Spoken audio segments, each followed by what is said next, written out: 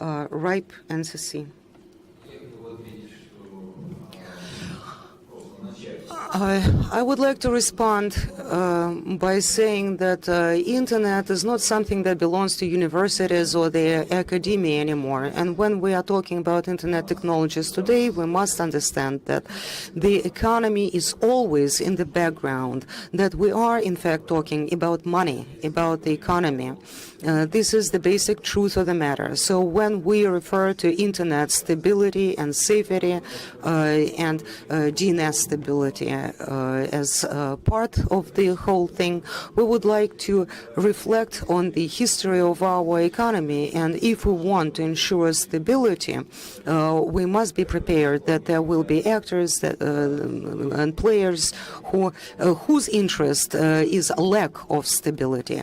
And we can, along these lines, we can find out who these people are. There's the white part to the equation, people who want security and who want to make sure that their systems are stable, and this will cost money. This does not come free.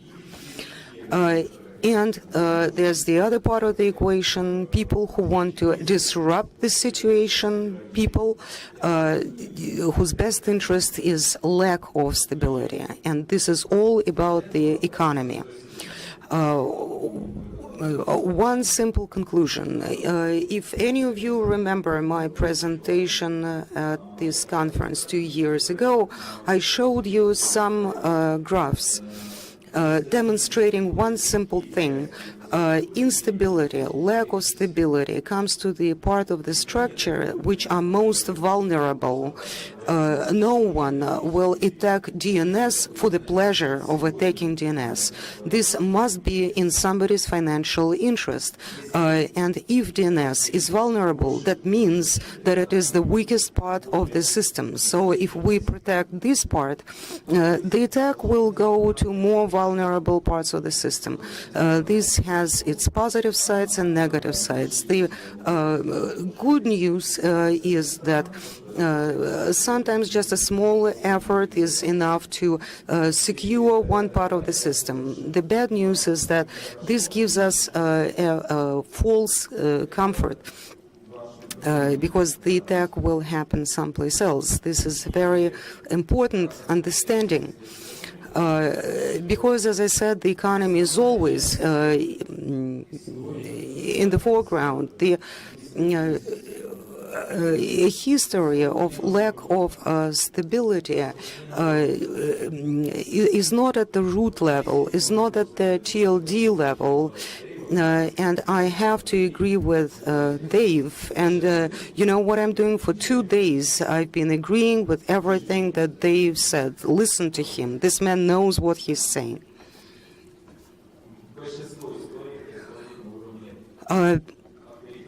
History mostly happens at the level of authoritative domains of a specific zone, at the resolver level. And in my opinion, even though these stories are not in the news and you rarely find out about them, with the exception of cases when an important domain is involved, so that lots of people are affected. But this is the part of the system that is most vulnerable, and this is the part of the system that needs to be protected, because you know, the purpose of the attack is for somebody to benefit from it, to gain money from it.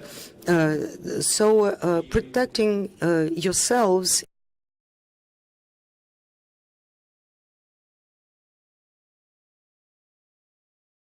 The second initiative I would like to mention, because it is related to the question asked by Michael, is the DOTS initiative, early identification of DDoS attacks. Of course, you cannot file against microwave appliance, but if we concentrate on early identification of DDoS attacks, then at the access port of the operator, this attack can be blocked from this particular device.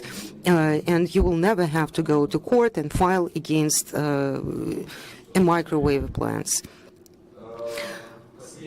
And the last thing I would like to mention, in terms of DNS, lots of technical experts would say I'm wrong, but I think that there is basic wisdom to the way it is structured. Engineers sometimes say that the design is initially faulty. No, in my opinion, the design is good enough.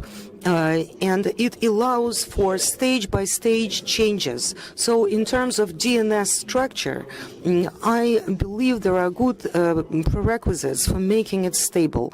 This does not mean that we can relax after we do that, because the criminals know where to strike, and we would still be vulnerable. Thank you, Alexei. I have a question for you too, maybe an ambiguous one. You are saying that based on the economic factor, there's always some incentives for the attackers who want to extort money, and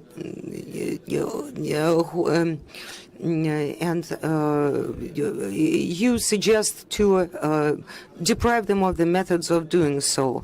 But why are we investigating? We're investigating to prosecute, to make people responsible for what they are doing. If we fight at the initial level, how come you are saying we are not going to courts, we are not asking the government to punish the criminals?